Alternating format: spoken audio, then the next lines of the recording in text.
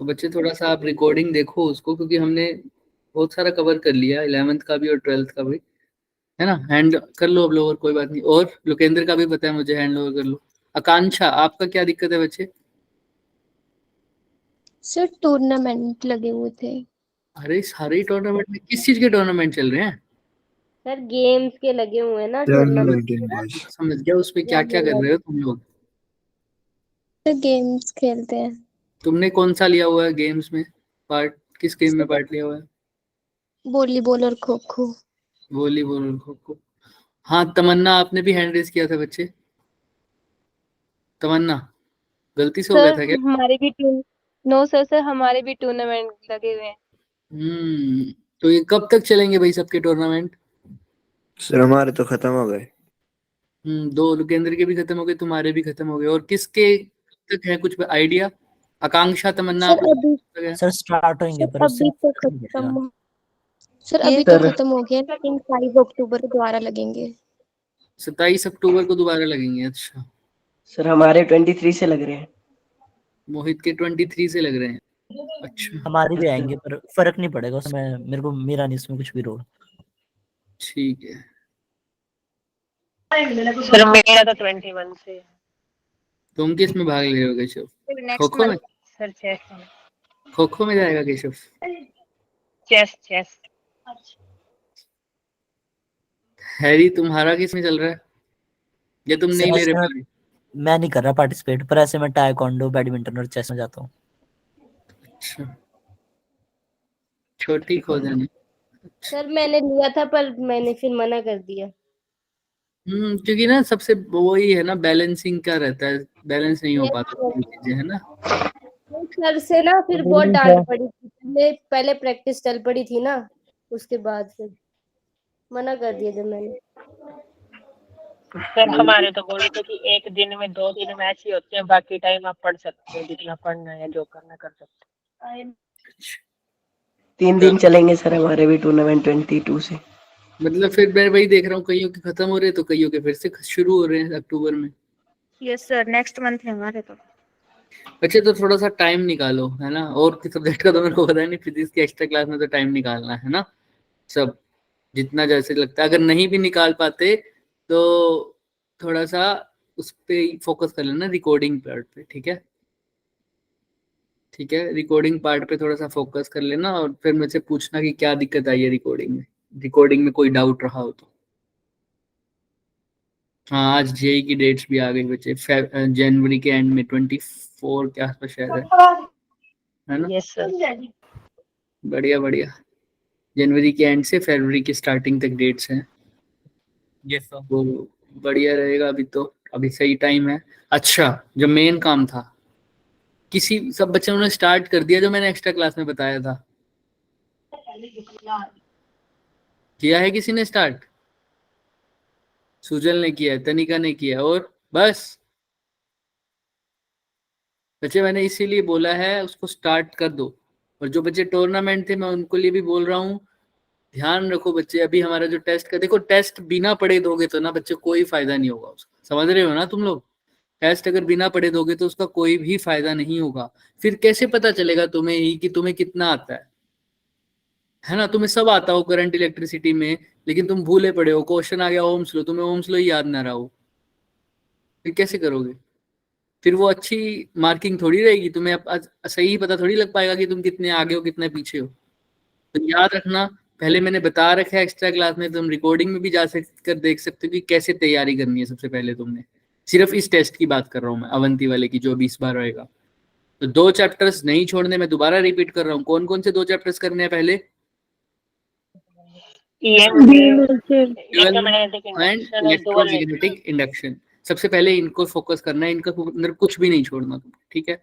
और फिर क्या फोकस करना है sir? Work energy, work power energy.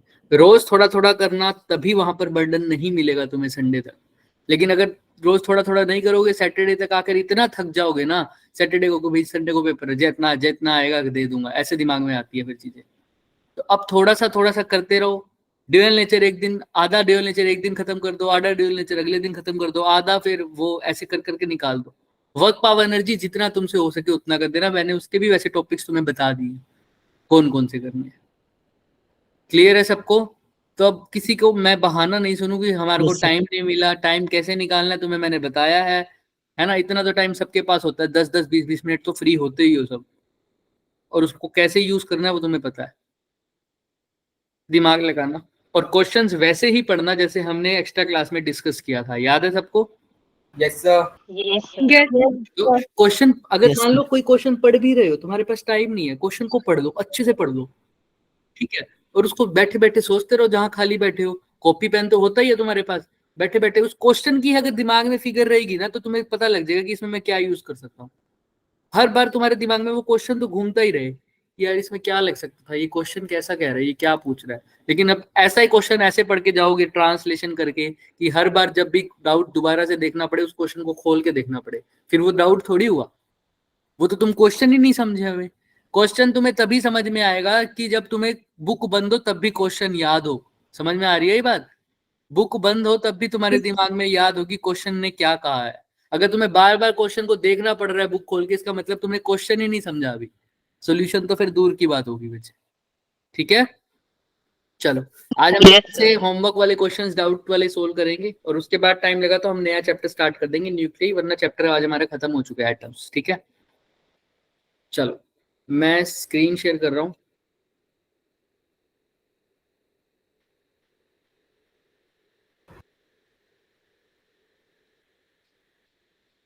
एक second.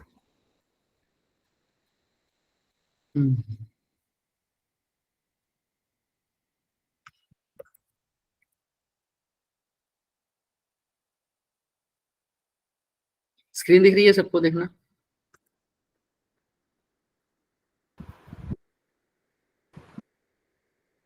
Yes. Yes, sir. yes sir. Yes sir. ठीक है,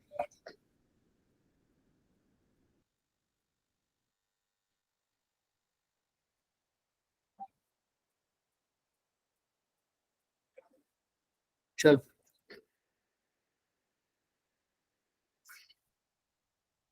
अब इसके अंदर देखो, हमने ये क्वेश्चंस दिए थे, याद हो तो तुम्हें ये वाले?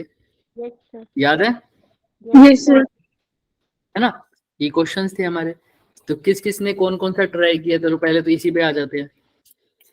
पढ़ो क्वेश्चन को, अप्रोच तुम्हें बताई हुई है, इसीलिए मैं थोड़ा सा टाइम और लगा रहा हूँ इस पे। करो, ट्राई करो, खुद से देखो क्वेश्चन में क्या पूछा है। तुम्हें थोड़ा सा रिवाइज करवा देता हूँ मैं, फिर भी दिमाग में रह जाए चीजें, ताकि थोड़ा सा रिकॉल कर लो फटाफट। बोलो, आर एन का फॉर्मूला बोल दो फटाफट। A naught n square upon z. A naught. A not an square upon Z. और इलेक्ट्रॉन का केस हो तो क्या आएगा sir? 0.529 m square by z. म्यून का केस हो तो क्या आएगा? 2.5 2.56 10 to the power minus 3 n square upon z.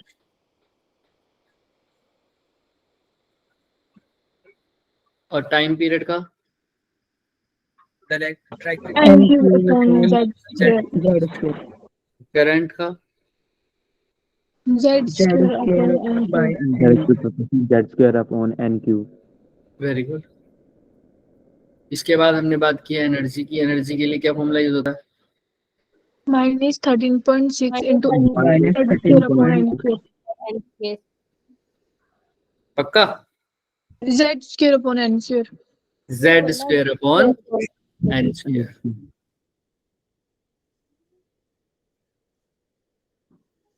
ठीक है, और 1/लैम्डा का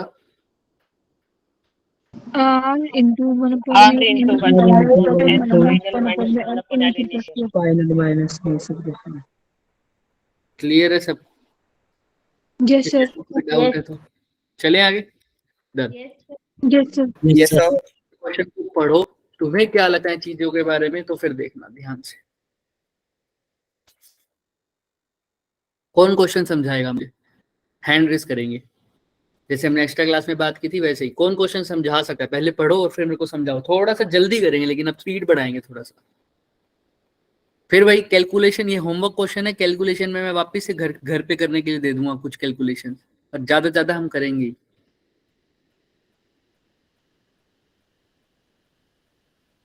नेक्स्ट क्लास से हम नया चैप्टर स्टार्ट कर देंगे न्यूक्लियाई। हालांकि मेरे पास तो तैयार है चैप्टर, बट हो पाएगा तो ही आगे करेंगे ना। हाँ केशव बताओ। एक एटम है जो हमारा बोहर मॉडल को फॉलो करता है और उसका रेडियस जो है वो n टाइम्स है बोहर रेडियस के, तो हमें n की वैल्यू फाइंड आउट करनी है। वेरी गुड, सिंपल, सबसे इजी एक्सप्लेनेशन है सर। क्या एक एटम दे रखा है जो किसको फॉलो कर रहा है सर? बोहर मॉडल को। उस एटम का रेडियस के बारे में बात कर रखी है सर। उस एटम की किसके बारे में बात कर रखी है? रेडियस के बारे में बात कर रखी है। वो कितने टाइम्स है? अगर मान लो रेडियस है इसका r, वो किसके कितने टाइम्स है बच्चों? n टाइम्स है किसके? बोहर्स रेडियस के। इसको मैं क्या बोलता हूँ? N not n note, a note बोलता हूँ, ए नोट बोलता हूँ, ए नोट। इसकी वैल्यू बोल दो, कोई बात नहीं, 0.5, बस यही होता है। तो मुझे आर एन की वैल्यू निकालनी। आर क्या है यहाँ पर? Radius of that atom. नहीं नहीं नहीं नहीं, ध्यान से देखो, आर क्या है? रेडियस ऑफ एटम की। हाँ, जो रेडियस गिवन है उस एटम का, radius of FM, right, this वाला। Yes. बताओ मुझे कैसे निकालोगे, ट्राई करो। सबसे पहले तो सर इसने रेडियस बोल रखी है एटम की। रेडियस कौन से एटम की बात? एटम के कौन से ऑर्बिट की? एन की वैल्यू क्या है? क्वांटम नंबर की वैल्यू क्या है? ये तो पता ही नहीं सर। अच्छा, इस एटम की रेडियस का फॉर्मूला लगा देते हैं। आर का वैसे फॉर्मूला क्या होता है? अब एन तो यहाँ पर यूज हो गया, मैं आर एन का फॉर्मूला लगाता हूँ। मैं एन की जगह क्या लिख रहा हूँ? जहाँ पे हम एन लिखते थे वहां क्या लिख रहा हूँ? एम। आर एम का फॉर्मूला तुम क्या लगाते हो? 0.529 एम स्क्वायर ऑन Z। पता चल रहा है ना? मैं एम क्यों नहीं ले, एन क्यों नहीं ले रहा? क्योंकि एन इसने पहले ही बोल रखे कुछ और। ठीक है, अब मेरे को z की वैल्यू पता है इसमें कितनी दे रखी है? 100। पर मेरे को ये भी नहीं पता ना, इसने कहा बोहर मॉडल का फॉलो कर रहा है और इसका रेडियस। अब इसका रेडियस तो अलग होगा, हर एक m की वैल्यू पर इसका रेडियस क्या होगा? अलग होगा। m की वैल्यू अब मेरे को m तो दे ही नहीं रखा। तो अब इस केस में क्या करना होता है बच्चे? इस केस में जब उसने नहीं बता रखा तो इसका मतलब क्या है? उस एटम की कौन से ऑर्बिट की बात कर रहा है वो? Outer most. अब तुमने इलेक्ट्रॉनिक कन्फिग्रेशन में देखा होगा क्या फॉर्मूला होता है? ऐसा होता है कुछ 2m का स्क्वायर टाइप फॉर्मूला होता था। Yes sir. क्या होता था वो? कौन बताएगा मेरे को? क्या होता है एग्जैक्टली बताओ। फर्स्ट शेल में कितने आते थे? कैसे पता चलता था? n की जगह क्या देते थे? 1 पुट कर देते थे, आंसर क्या आ जाता था? 2। तो first n is equal to 1 में क्या आ जाएगा? m इज इक्वल टू 1 में 2। m इज इक्वल टू 2 में पुट करो तो कितना आ जाएगा? m की जगह 2 का square, 2 square multiply by 8। Yes, sir. फिर m is equal to 3 put करो यहाँ, 3 का स्क्वायर मल्टीप्लाई बाय 2, 18. फिर m is equal to 4 put करो, क्या आ जाएगा? 32। ऐसी m is equal to 5 put करो तो क्या आ जाएगा? 50। m is equal to 6 put करो तो क्या आ जाएगा? 72। 7। अब मेरे को क्या पता? मेरे को तो आउटर मोस्ट की बात कर रहे हो। आउटर मोस्ट इसमें कितने इलेक्ट्रॉन्स फिल करने होंगे? मेरे को कोई बता सकता है? एफएम में देखो कितने फिल करने होंगे, गिवन है। एफएम की कॉन्फ़िगरेशन में कितने होंगे? जितना उसकी जेड की वैल्यू है, सर 100। तो 100 कौन से शेल तक फिल हो जाएगा? जहां तक 100 फिल हो गया वही उसका आउटर मोस्ट शेल है। भाई मान लो 100, अगर 10 इलेक्ट्रॉन होते सिर्फ, तो कहां पर आता है? m इज इक्वल टू 2 तक आ जाता है, कि पहले में 2 आ रहे हैं, दूसरे में 8 आ रहे हैं, टोटल हो गए कितने? 10। अगर 10 होता तो m इज इक्वल टू क्या पुट कर देता? 2। लेकिन यहाँ पर 10 की जगह क्या है? 100 है। तो देखो 100 कहाँ तक फिल हो गई? इन सबको ऐड कर दो, 100 कहाँ तक बन रहा है? 6 कहाँ तक बन रहा है? m इज 5 तक बन रहा है, राइट? 5वें तक, यानी मेरा जो लास्ट इलेक्ट्रॉन निकलेगा वो कहाँ पर घुरेगा? m इज इक्वल टू 5 में। तो जो लास्ट ऑर्बिट है, आउटर मोस्ट ऑर्बिट है, वो भी कौन सा होगा? m is equal to 5। तो m is equal to 5 put कर दो। R5 is equal to 0.529 into m square क्या है? 25 अपॉन z क्या है? 100. 100 तो ये कितना बन जाएगा 0.529/4। तो यही R5 जो है वो गिवन है हमें, कितनी गिवन है 0.5294। इसको यहाँ पुट कर दो। ये किसके इक्वल है बच्चों, n टाइम्स ऑफ 0.529। तो n की वैल्यू कितनी आ गई, 1/2। समझ में आ रहा है क्या? हाँ जी सर। देख लो, अच्छे से देख लो, कोई जल्दी नहीं है हमें। बट इसके अंदर ढूंढने वाली बात क्या थी, सिर्फ यही कि अगर उसने ऑर्बिटल रेडियस दे रखा है तो कौन से ऑर्बिट की बात कर रहा है। अगर नहीं मेंशन तो वो कौन से ऑर्बिट की बात कर रहा होगा बच्चे, उसके कैसा ऑर्बिट की, उस एटम की अगर बता नहीं आउटर मोस्ट, इसकी बात कर रहा होगा आउटर मोस्ट। आउटर मोस्ट में निकालना सिखा रखा है 2m की स्क्वायर, ये तो केमिस्ट्री में ही सीख रखे सर हमने। तो 2m के स्क्वायर से हमने निकाल लिया कि आखिरी इलेक्ट्रॉन कहाँ जाएगा, 5th में, तो m की वैल्यू आ गई 5। तो सिंपल m की वैल्यू 5 पुट कर दी मेरे। यहाँ पर मेरा स्टेप 1 है, ये स्टेप 2 है। देख लो, किसी को कोई भी डाउट है बच्चे अभी पूछ सकते हो, लेकिन वो डाउट समझने वाला होना चाहिए। पूछो मेरे से, कैसे पूछोगे, सोचो, कुछ भी डाउट है तो पूछो कि सर इसमें क्या अप्रोच लगी है। कुछ है किसी के मन में डाउट, बोलो हाँ या ना। सर एक बार m की वैल्यू कैसे निकाली वो बताना। n की या m की? m ये फॉर्मूला है बच्चे 2m का स्क्वायर। इससे इलेक्ट्रॉनिक कन्फिगरेशन देखते हैं ना हम। तो m की वैल्यू फर्स्ट उसके क्वांटम नंबर, मतलब हमने m की वैल्यू 5 क्यों ली, बस ये बता दो। हाँ यही बता रहा हूँ, यही बता रहा हूँ। जब मैंने m की वैल्यू 1 ली तो पहले m में जब फर्स्ट क्वांटम नंबर के अकॉर्डिंग जब मैंने पुट किया, ये फॉर्मूला तुमने केमिस्ट्री में पढ़ा होगा 2m स्क्वायर वाला। Yes sir.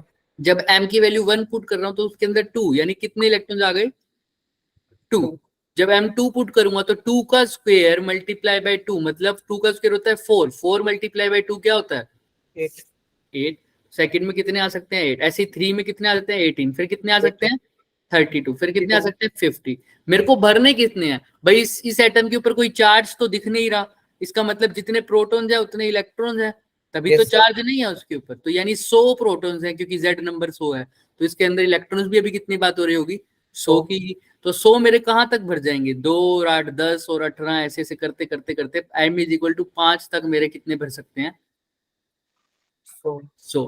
तो इसलिए लास्ट आउटर मोस्ट ऑर्बिट जिसमें लास्ट इलेक्ट्रॉन आता है, आउटर मोस्ट ऑर्बिट जिसमें लास्ट इलेक्ट्रॉन आता है, लास्ट इलेक्ट्रॉन मतलब 100, लास्ट वाला इलेक्ट्रॉन किसमें घुसेगा इसमें, m = 5 में। इसीलिए m की वैल्यू यहाँ पर क्या पुट करिए 5, क्योंकि मुझे मेंशन नहीं है कि कौन से रेडियस, इसने सिर्फ बोला इसका रेडियस। रेडियस मतलब अगर नहीं मेंशन तो कौन सा रेडियस होगा, आउटर मोस्ट ऑर्बिट का रेडियस। ठीक है बच्चों, क्लियर है सबको? अब चलें आगे। Yes sir. ये आ गया, ठीक है। नेक्स्ट पढ़ो, क्वेश्चन को कौन समझाएगा बताओ, हैंड रेस करना जो समझाए।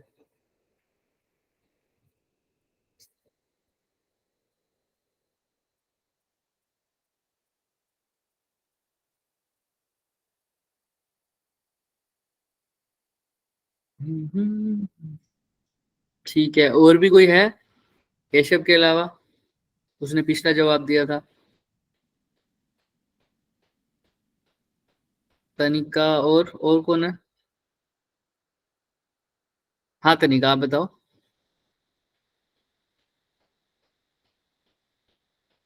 जो एक हाइड्रोजन एटम है ना, उसकी मतलब हमें बाइंडिंग एनर्जी दी गई है 13.6 इलेक्ट्रॉन वोल्ट। तो जो बोला है कि हमें कितनी एनर्जी लगेगी जो लिथियम एटम में से फर्स्ट एक्साइटेड स्टेट में जो इलेक्ट्रॉन होंगे उसको रिमूव करने के लिए कितनी एनर्जी हमें चाहिए, वो हमने निकालनी है। Very good. इसमें सिंपल सी बात कह रखी है भाई, हाइड्रोजन एटम की तो बाइंडिंग एनर्जी दे रखी है, ठीक है।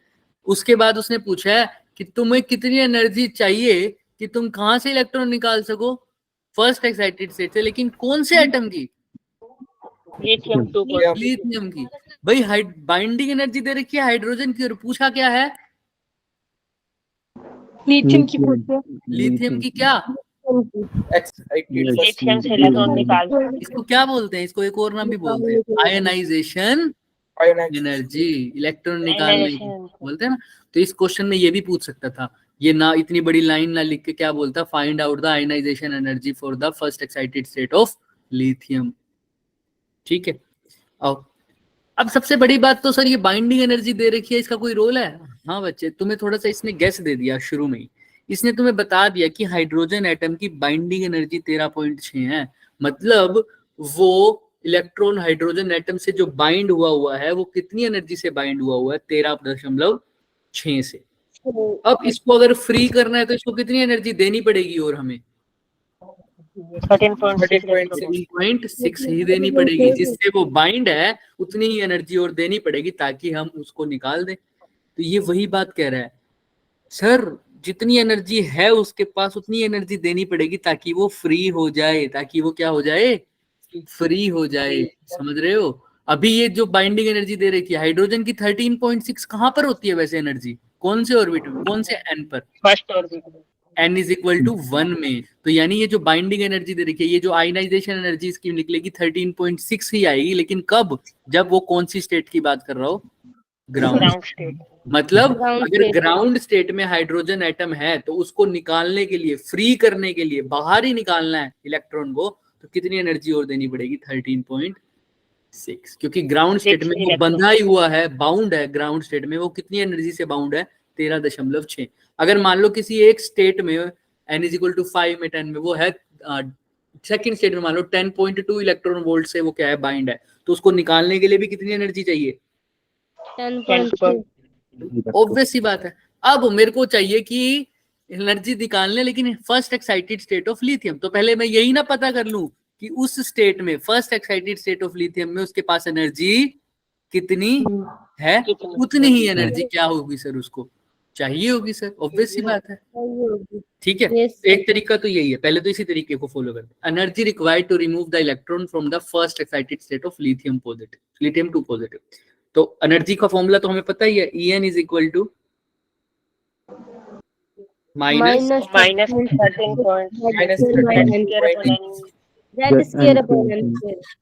z स्क्वायर अपॉन n स्क्वायर।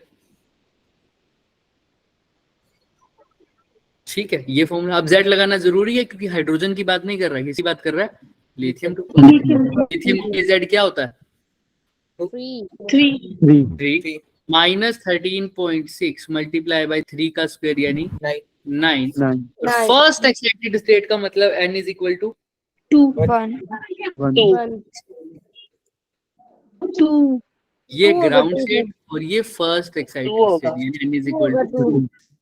ठीक है, तो 2 का स्क्वायर 4। ऑब्वियस सी बात है। क्लियर है सबको? Yes sir. काट दो, कितने पे कटेगा? 3.4। और इसको काट के आंसर क्या आएगा फटाफट बताओ? 30.6। 30.6 माइनस का, तो माइनस बता रहे इतनी एनर्जी से, मतलब En क्या है? माइनस 30.6। इतनी एनर्जी से ये बाउंड है कौन सी स्टेट में? फर्स्ट। तो उसको रिमूव करना है तो कितनी एनर्जी और देनी पड़ेगी?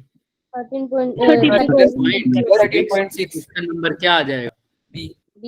क्लियर है क्या सबको? अब दूसरे तरीके से जिनको ये भी क्लियर नहीं है वो ये समझो भाई, जब उसको फ्री करना है तो उसको कहाँ भेज देना है?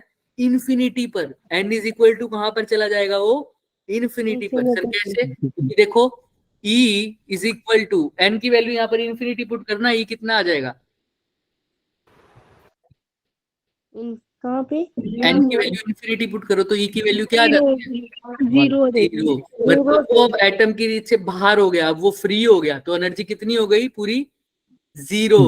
तो नेट एनर्जी उसको फ्री करना है तो एनर्जी 0 चाहिए, लेकिन अभी उसके पास जो एनर्जी है वो है माइनस 30.6। तो इसके अंदर कितनी एनर्जी मैं और दूं? मान लो x एनर्जी और दूं ताकि आंसर क्या आ जाए? 0। तो x कितना आ जाएगा? 30.6 आएगा। ऑब्वियस ही बात है ना सर। तो ये वहीं से निकाला है एक्चुअल में। तुम चाहो तो ऐसे ही याद रख लो, चाहे ऐसे ही याद रख लो। क्लियर है सबको? जितनी स्टेट पर उसके पास जितनी एनर्जी है वही उसका आंसर है। n is equal to infinity पर एनर्जी कितनी हो जाएगी? 0। और इस फॉर्मूले से साफ पता लग रहा है n की वैल्यू इन्फिनिटी पुट कर लो, क्योंकि एनर्जी नेगेटिव में चेंज हो रही है ना, नेगेटिव में घट रही है, तो धीरे धीरे धीरे धीरे 0 पे हो जाएगी। चले आगे? पक्का? Yes Yes, sir. किसी को कोई डाउट नहीं है इसमें? No no sir. Sir. No sir. ये आ गया 30.6। अब इसको पढ़ो और समझाओ मेरे को।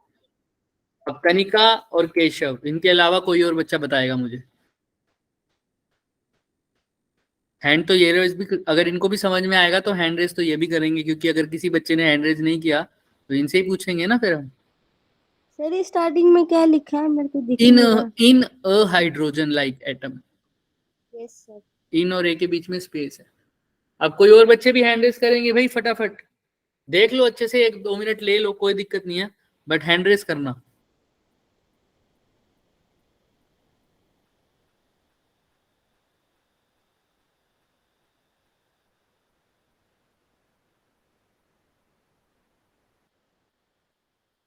Very good Keshav. कोई बात नहीं, जो भी करेगा हैंड रेज मैं उसको समझाऊंगा ना, साथ साथ हम बात करेंगे। Very good Harry. और सरिता, सरिता ने पिछली बार भी किया था। सरिता आप बताइए। यहाँ पे बताया गया है कि एक हाइड्रोजन लाइक एटम है, एटम इलेक्ट्रॉन है ना, और सर वो जो मतलब क्वांटम नंबर n से जो है वो क्वांटम नंबर n-1 तक जो मतलब एनर्जी लेवल में जा रहा है, तो हमें उसकी फ्रीक्वेंसी ऑफ रेडिएशन बताना है कि वो किसके डायरेक्टली या इनवर्सली प्रोपोर्शनल है। Very good. वो क्या बोल रहा है, एक बार और रिपीट करो। ठीक बोला है। अब इसको थोड़ा सा और शॉर्ट में बताओ सरिता। बिल्कुल ठीक बोला है, थोड़ा सा और शॉर्ट करके बताओ। पहले पढ़ लो और फिर बोलो। बिल्कुल सही बोला हुआ है। Very good.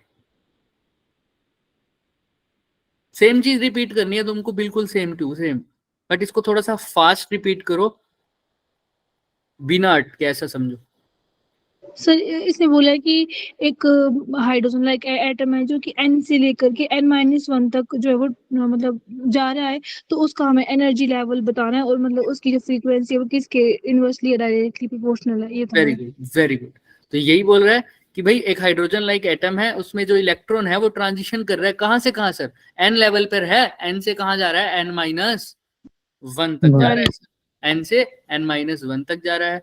अब जब वो n से n-1 पर जाएगा तो कुछ ना कुछ एमिशन होगा, वो एमिशन जो होगा उसकी फ्रीक्वेंसी पूछ रहा है, उस रेडिएशन की फ्रीक्वेंसी पूछ रहा है, कैसे हो, प्रोपोर्शनल होगी, डायरेक्टली होगी, इनवर्सली होगी, ये सब क्लियर है सबको? Yes sir. यस ऑब्वियस सी बात है, अगर फ्रीक्वेंसी निकली है, कोई रेडिएशन निकली है, तो n ऊपर होएगा और नीचे क्या होगा? n-1। ऐसा हमें लगता है, होना चाहिए ना ऐसा ही, तो Yes, चेक कर sir. लेते हैं। तो वो कह रहा है हाइड्रोजन लाइक एटम सर वो n से n-1 जा रहा है, ठीक है, तो उसकी फ्रीक्वेंसी बताओ। अब हमें पता है कि यहाँ से n से जब वो n-1 तक जाएगा तो वो क्या निकालेगा? कुछ एनर्जी निकालेगा। वो मान लो डेल्टा ई है, वो डेल्टा ई किसके इक्वल होगी बच्चे? Energy of higher minus energy of lower. दोनों के Higher डिफरेंस के बराबर। En-1 यही होगा क्या? यही होगा। Yes sir. Yes sir. अब तुम बताओ आगे क्या करें? En कैसे निकालूं बताओ, मेरे को तो नहीं पता, तुम्हें फॉर्मूला पता है? -13.6 वेरी गुड, साइड में लिखते हैं En का फॉर्मूला क्या होता है? -13.6 z² - लेकिन अब देखो कौन से आइटम की बात हो रही है? हाइड्रोजन। क्या हटा दूं? जेड हटा दो। Z1 है सर हाइड्रोजन के लिए, राइट? Very good. अब En की जगह क्या लिख सकता हूँ? -13.6 अपॉन n² माइनस ऑफ, अब En-1 की जगह क्या लिखना है?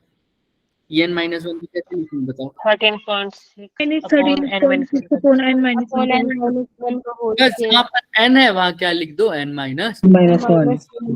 यहाँ पर वो लिख दिया सर, -13.6 अपॉन n-1 का स्क्वायर। क्लियर है सबको? अब इसको थोड़ा सा Yes, sir. रीअरेंज कर देते हैं sir. -13.6 upon n² plus 13.6 upon n-1 का स्क्वायर। अब मैं तुम्हें थोड़ा सा ये जान करके थोड़ा सा लंबा मेथड बताया मैंने, ध्यान से देख। एक तरीका तो है ये, एनर्जी निकाल लो। अब इससे तुम निकालो वेवलेंथ। क्या निकालो? वेवलेंथ। कैसे निकालोगे सर? E = hc/, lambda. यहाँ पर लैम्डा है, इस लैम्डा के hc को उधर ले जाओ, यहाँ पे सिर्फ लैम्डा रह जाएगा, फिर उस लैम्डा को फ्रीक्वेंसी में बदलो। ये थोड़ा सा है बिल्कुल सेम चीज, थोड़ा सा पेचीदा हो जाएगा, अब इसके अलावा कुछ और कर सकते थे? हाँ सर। इसने क्या पूछा है? फ्रीक्वेंसी किसके प्रोपोर्शनल है, यही पूछा है ना? Yes sir. Yes sir. तो अब मैं इसी को ऐसा लिख सकता हूँ, क्या कह रही है, एन से कहाँ जा रहा है, n माइनस 1 वन। तक। n तो minus इसमें जो एनर्जी निकलेगी, एन यहाँ पे लिखते हैं ना, n माइनस 1, सॉरी, और यहाँ पर जो एनर्जी निकलेगी उसकी क्या, फ्रीक्वेंसी के बारे में। मैंने कहा फ्रीक्वेंसी तो चलो कोई बात नहीं, मेरे को वेवलेंथ के बारे में पता है, मेरे को 1/λ का तो फॉर्मूला पता है, क्या होता है, r R 1 upon n final का by square n minus nf का स्क्वायर माइनस 1 by n 1 का स्क्वायर 1/λ r। nf कौन है? NF हमारा n minus 1 minus of ni क्या है, n क्लियर।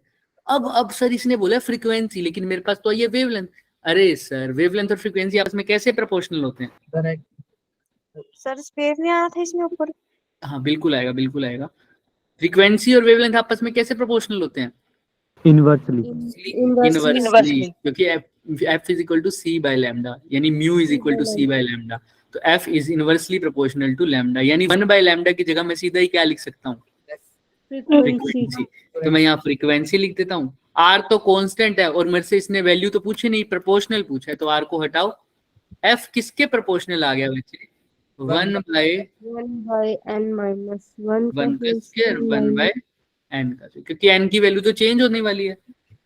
अब यहाँ तक क्लियर है सबको? यस तो f डायरेक्टली प्रोपोर्शनल टू, नीचे अब ये वाली कल भी हमने बात की थी, इसका एलसीएम क्या आएगा, n इंटू, n minus तो ऊपर क्या आ जाएगा बच्चे, 2n n minus square 1 minus n minus 1 का whole square। यही आ जाएगा क्या?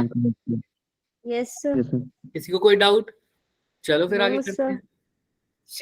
यहाँ क्या आ जाएगा, n square minus minus n n square square plus 1 नहीं माइनस Plus 1 चलो चलो कोई बात नहीं, कोई बात नहीं, अब बता दो।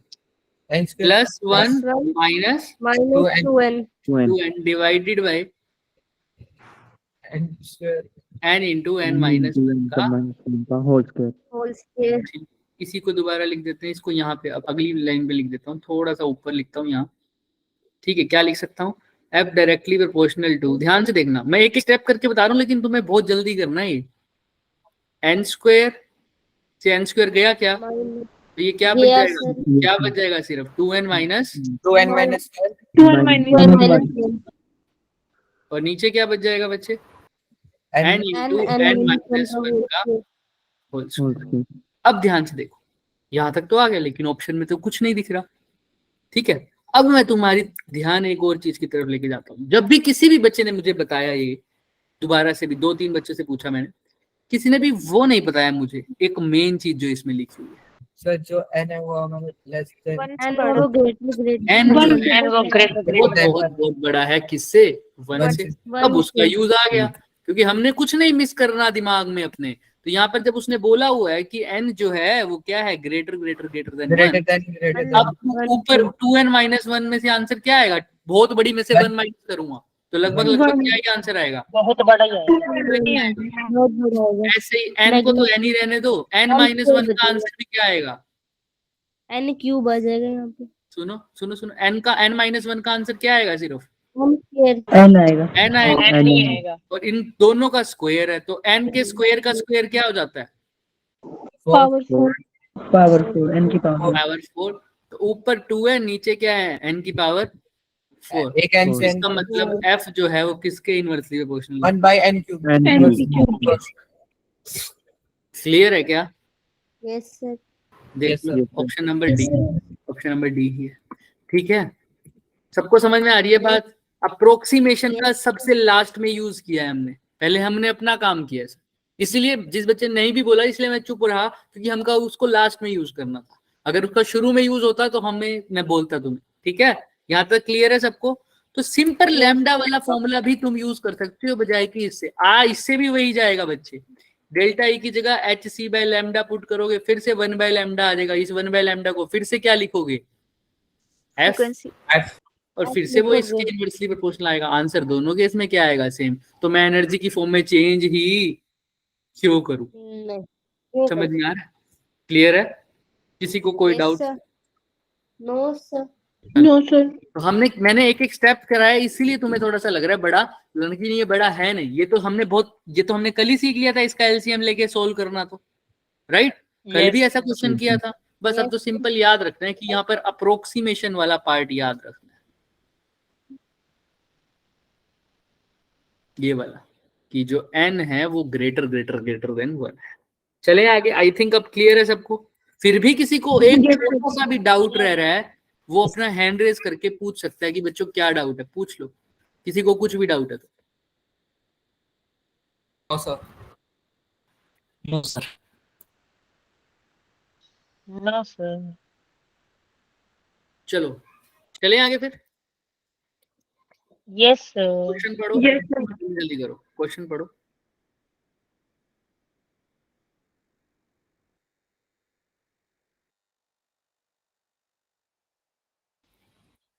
इस क्वेश्चन का हिंट दूंगा पूरा, ठीक है। कैलकुलेशन पार्ट तुम कर लेना, आंसर निकलवा दूंगा, उसके बाद कैलकुलेशन करना। जल्दी जल्दी करो, मेरे को बताओ क्या पूछा है इसने।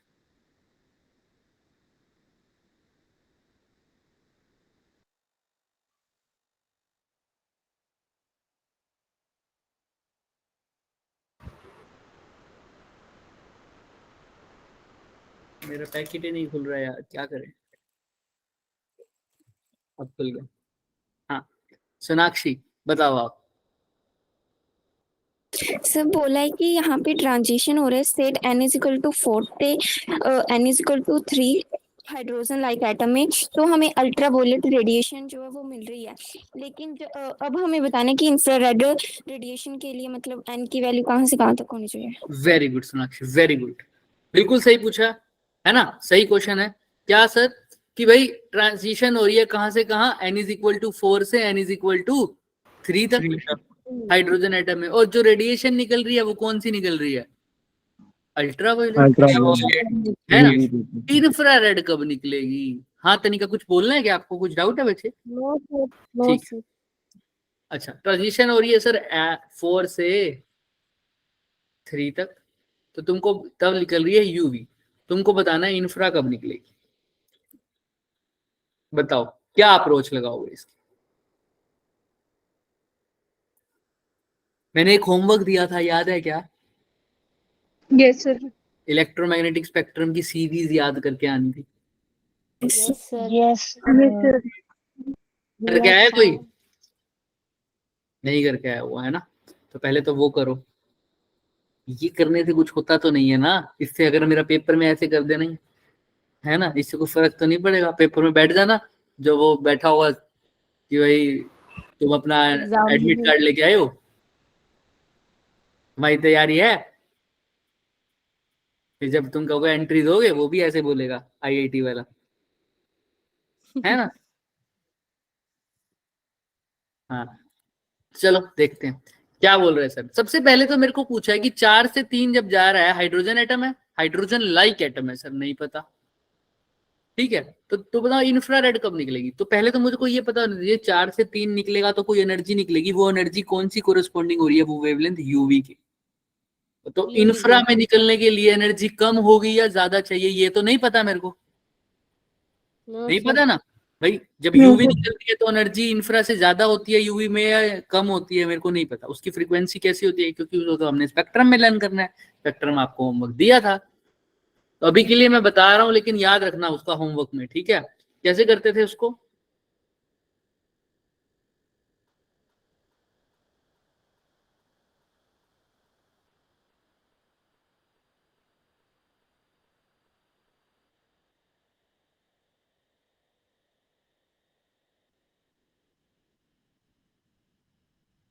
दिख रहा है क्या।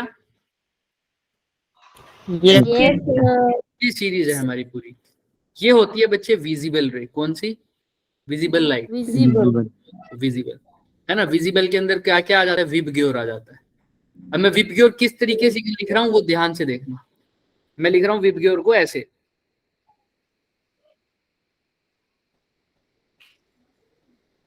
ठीक है। मैंने जो सीरीज बताई है मेरी, इस जगह पर जाते जाते कौन बढ़ रहा है मेरी, फ्रीक्वेंसी बढ़ रही है, यानी एनर्जी बढ़ रही है, यानी इसके अपोजिट में फ्रीक्वेंसी घट रही होगी, यानी वहां पर क्या बढ़ रही होगी, वेवलेंथ। ठीक है, तो ये विब ग्योर है। तो एक तो वॉयलेट की फ्रीक्वेंसी होती है, एक वॉयलेट से भी ज्यादा फ्रीक्वेंसी किसकी होगी, अल्ट्रा वॉयलेट, इसीलिए यहाँ पर अल्ट्रा वॉयलेट। फिर कौन आएगा सर, एक्सरे। एक्सरे, सबसे ज्यादा किसकी है, गामा रे। Gamma rays. अच्छा, रेड की फ्रीक्वेंसी वॉयलेट से कम है, लेकिन रेड से भी कम किसकी है, इंफ्रा रेड। फिर कौन है सर,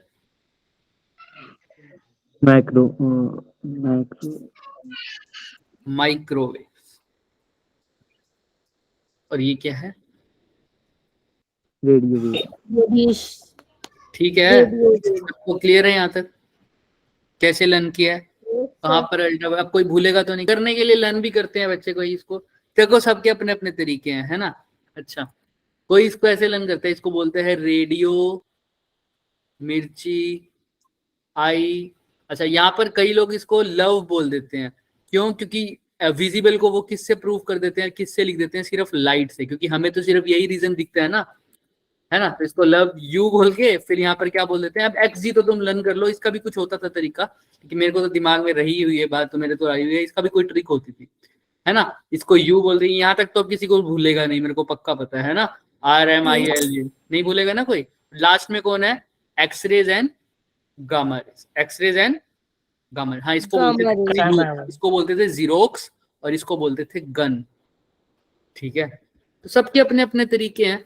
फिर भी तुम्हें लेकिन सबसे ज्यादा इंपॉर्टेंट याद रखना है कि फ्रीक्वेंसी किस साइड बढ़ रही है, किस साइड घट रही है। तो मैंने तुम्हें एक तरीका बता दिया कैसे निकालना है। वॉयलेट की फ्रीक्वेंसी विजिबल में सबसे ज्यादा, तो वॉयलेट से भी ज्यादा किसकी हो गई, अल्ट्रा वॉयलेट। तुम्हें पता लग गया अब यहाँ पर अल्ट्रा वॉयलेट है, तो आगे पक्का एक्स रेज और क्या आएगी, गामा रेज। और पीछे तो तुम पता लोगे आराम से। क्लियर है सबको, लर्न हो जाएगा अब ये तो स्पेक्ट्रम पूरा। Yes sir.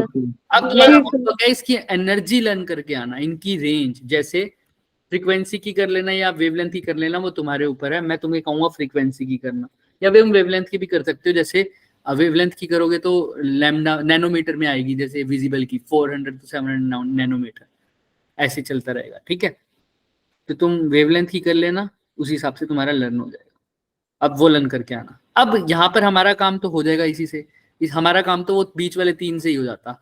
बताओ अल्ट्रा वायलेट और इंफ्रा में किसकी फ्रीक्वेंसी ज्यादा है, किसकी फ्रीक्वेंसी ज्यादा है, अल्ट्रा।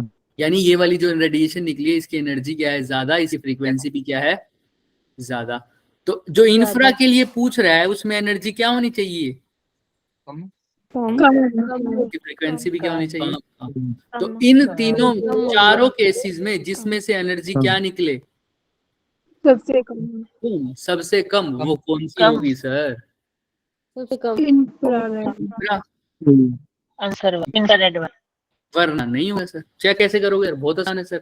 रेडिएशन का पूछा है, इसने ऐसे पूछा है, समरी आ गई क्या, बढ़िया बढ़िया। यहाँ पर लिख दूं क्या, चलो यहीं लिख देते हैं सर। ये आपने स्पेक्ट्रम बताया हमें अभी। हाँ हाँ बिल्कुल, ये स्पेक्ट्रम पूरा रेडियो से लेकर गामा रेस तक का। ठीक है, अच्छा समरी हम आगे कर लेंगे, कोई नहीं। यहाँ पर तो यहीं देख लेते हैं ना। यहाँ पर देखो एनर्जी निकालनी है भाई मेरे को, En, ठीक है, डेल्टा En वो कैसे निकलेगी। अगर मेरे पास ऑप्शन कौन कौन है, 2 1 3 2 4 2 5 4, 2 1 3 2 4 2 और 5। तो एनर्जी जब मैं डेल्टा E निकालूंगा 2 से 1 के केस में, तो मैं कैसे निकालूंगा बच्चे, सिंपल, E2 माइनस यही करूंगा या नहीं करूंगा, बताओ, बोलो हाँ या ना, तुम्हारे ऊपर है। हायर माइनस लोअर कर लो, और तुम्हें अगर फाइनल माइनस इनिशियल करना है तब भी कर दो। तो फिर क्या लिख दोगे, E1 माइनस E2, वो तुम्हारे ऊपर है। अगर इसको करोगे तो क्या, हम अभी मैग्नीट्यूड पे फोकस करेंगे। तो 1 से 2 पे करोगे तो E1 पे एनर्जी कितनी होती है, -13.6 अपॉन n, मतलब 1 का स्क्वायर। Z स्क्वायर तो दोनों केस में सेम आएगा, इसलिए मैं Z स्क्वायर को बाहर लिख सकता हूँ। वैसे तो Z स्क्वायर भी आएगा, क्योंकि इसने हाइड्रोजन एटम नहीं बोला, हाइड्रोजन लाइक एटम बोला। माइनस E2 क्या लिखोगे, minus of 13.6 Z square upon 1 की जगह क्या आ जाएगा 2 का स्क्वायर मतलब 4। अब इसमें से कॉमन ले लो, माइनस 13.6 जेड स्क्वायर कॉमन आ जाएगा तो क्या रह जाएगा? 1 माइनस 1 प्लस 1/4 बोलो बोलो बोलो। 1 1 प्लस 1/4 1 माइनस माइनस नहीं आएगा, माइनस आएगा माइनस माइनस आएगा बच्चे, माइनस आएगा माइनस ही आएगा सर। क्योंकि ये चीज माइनस आती है और ये माइनस और माइनस मिलके क्या हो जाएंगे? माइनस प्लस हो जाएंगे। माइनस माइनस मिलके माइनस कब होने लग गए? अरे देखो यहाँ लिख देता हूँ मैं, देखो माइनस 13.6 जेड स्क्वायर अपॉन 1, ये minus minus plus 13.6 Z square upon 4।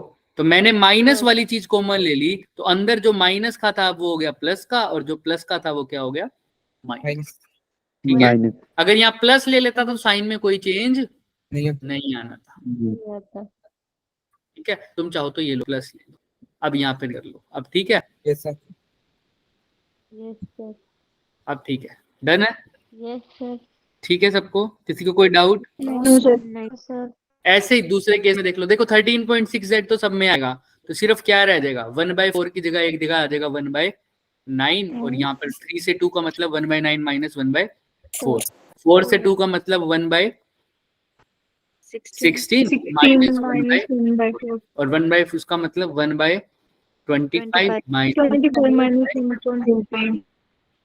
इनमें से जिसकी वैल्यू भी सबसे कम आई वही क्या आ जाएगा हमारा आंसर, और सबसे कम आएगी लास्ट वाले की 25 और 16 वाली। चेक भी कर लेना। तो हमारी ट्रांजिशन जो है, जो अल्ट्रा वायलेट वाली आएगी, सॉरी जो इंफ्रारेड वाली आएगी, वो कौन सी आएगी? 5 से 4 वाली, क्योंकि इसकी जो वैल्यू है वो क्या आई है सर? लीस्ट, छोटी वैल्यू है। और हमें पता है एनर्जी भी इंफ्रारेड की अल्ट्रावायलेट से क्या रहती है सर? छोटी आती है। इसको समझ नहीं आ रहा और भी अच्छे से पढ़ना है वो यहाँ से भी पढ़ लो। Infrared radiation has a higher wavelength. हाँ सर, यानी हायर वेवलेंथ मतलब लोअर एनर्जी और lower frequency as compare to ultraviolet. तो ट्रांजिशन जिसका एनर्जी डिफरेंस क्या होगा? कम होगा। किससे? 4 और 3 वाले से। क्यों? 4 और 3 में कौन सी लाइट निकल रही है? अल्ट्रावायलेट। तो इससे कम आंसर आना चाहिए, वो किस में आएगा? सिर्फ और सिर्फ n = 5 to 4 में, यानी ये वाला केस, लास्ट वाले केस। इसलिए हमारा आंसर भी क्या है? Last case. क्लियर है सबको? देख लो अच्छे से। फिर भी किसी को डाउट है तो वो पूछ लो पहले मेरे को। क्लियर है सबको? माइक ऑन करके बोलेंगे। Yes sir. किसी भी होमवर्क क्वेश्चन में किसी को कोई डाउट रह गया है तो ये लास्ट होमवर्क क्वेश्चन मैंने इसलिए डिस्कस किया है बच्चे, ताकि तुम्हें पता लग जाए दोबारा से, है ना, कि कैसे क्वेश्चन अटेम्प्ट करने। अब क्लियर है सबको होमवर्क क्वेश्चन भी कैसे अटेम्प्ट करोगे? Yes sir. सबको? Yes sir. अब से जो भी होमवर्क क्वेश्चन होंगे ऐसे ही डील करके आना तुम, ठीक है? वो हर बार तो पॉसिबल नहीं होगा ना कि हम एक एक क्वेश्चन करें। अब तो हमारे पास एक लेक्चर बचा हुआ था, इसलिए मैंने करवा दिया होमवर्क क्वेश्चन पूरा, चारों के जितने भी थे हमारे, 4 या 5, ठीक है? तो याद रखना, अब हम नेक्स्ट लेक्चर से हमारा नया चैप्टर स्टार्ट होने वाला है जिसका नाम क्या है? न्यूक्लियाई। है हमारा एक ही चैप्टर एटम और न्यूक्लियाई, मतलब इस चैप्टर का सेकंड पार्ट स्टार्ट होने वाला है, उसका नाम क्या है? न्यूक्लियाई, जिसके हम Rutherford nuclear, alpha particle scattering, ये सब पढ़ेंगे, ठीक है? वो भी फॉर्मूला बेस्ड क्वेश्चन है। अभी तक कोई भी ऐसा पार्ट आया, ऐसा क्वेश्चन आया है जिसके अंदर हमने दिमाग लगाना पड़ा हो बहुत? No sir. सारे कैसे थे सर? Formula based. तो याद रखना। अब थोड़ा सा समरी कर देते हैं इसकी और फिर एंड करेंगे क्लास को। समरी करो आओ। चाय ठंडी हो गई मेरी, बताया नहीं तुमने सर। स्नैक लाइट के साथ चाय भी तो आई थी। सर कोई नहीं, गरम कर लेना फिर से। जहर बन जाती है कहते हैं ऐसे चाय, दोबारा सर गर्म नहीं बना लेना। सर कुछ नहीं होता। नहीं होता क्या? चलो कोई बात नहीं। नहीं सर रहने दो, मत पीना, हमें आपकी बड़ी फिक्र है। अभी 24 जनवरी तक तो रहेगी तुम्हें, है ना? क्या हो सर? नहीं सर, पूरी जिंदगी भर रहेगी, क्या बात कर रहे हो आप? सर आप और तो हमेशा याद रहेंगे। अच्छा बढ़िया बढ़िया। आओ थोड़ा सा समराइज करते हैं इसको।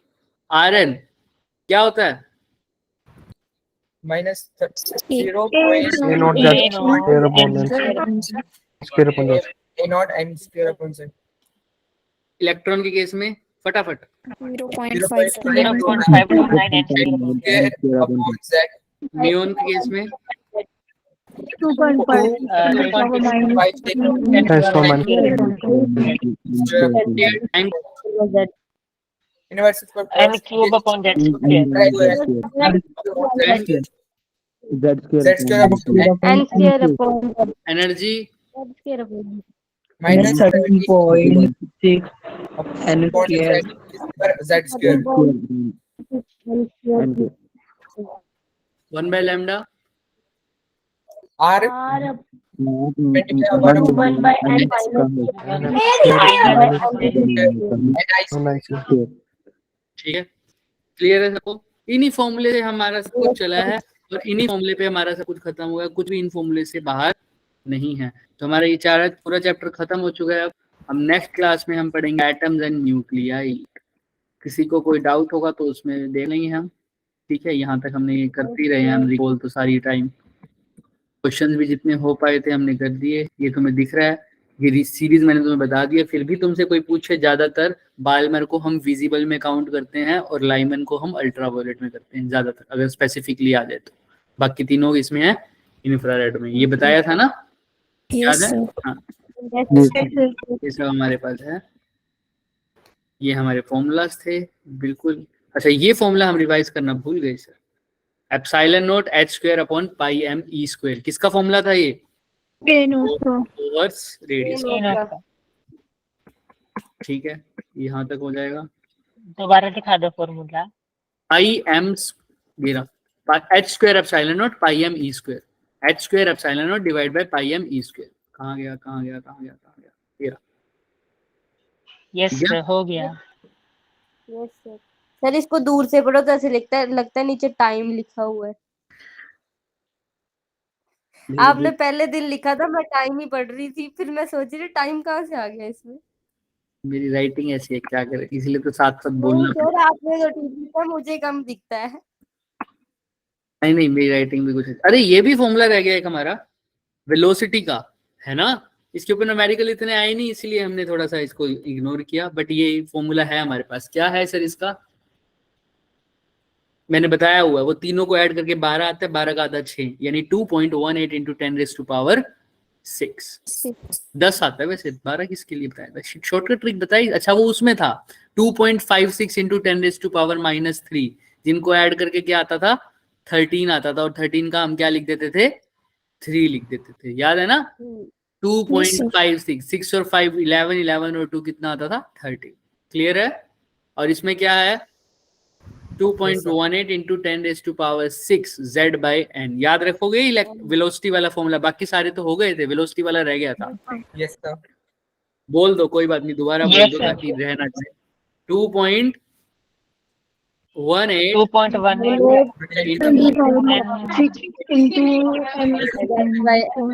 z बाई n, ठीक है? क्लियर है?